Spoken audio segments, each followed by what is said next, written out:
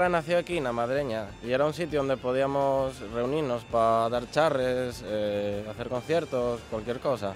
Pues la verdad que estaba muy guay. Hasta que llegaron los entrasetados podres de perres y nos echaron de aquí. Meca, pero no puedes enterarte. La Yegra sigue para adelante. Callao. ¿Ah, sí? Vamos. Vamos para allá.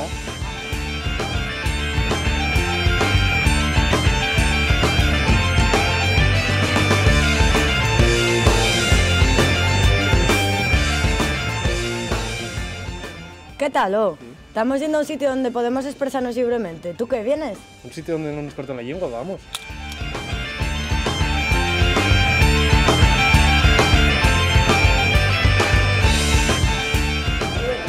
¿Cómo estáis aquí parados con todo lo que hay que hacer? ¿Venís? Venga, vamos para allá.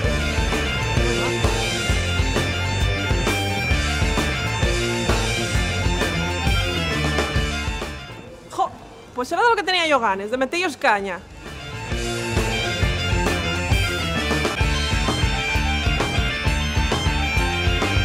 Hay que llamar, para allá, vémonos como siempre. Oye, en Tainai, que están avisándonos de la Yegra que vayamos para allá. Venga, vamos ya.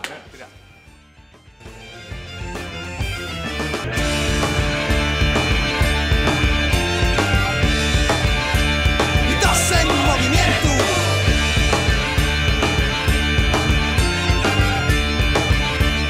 Dos en movimiento.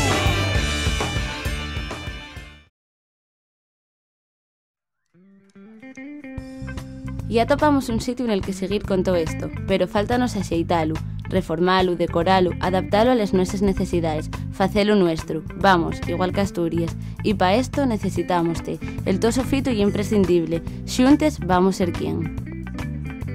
En Asturias y Nubieu estamos ¡Abriendo espacio! Participa en el crowdfunding Abriendo Espacio, hay muchas recompensas, busca el topac preferido y abrí camín con nos.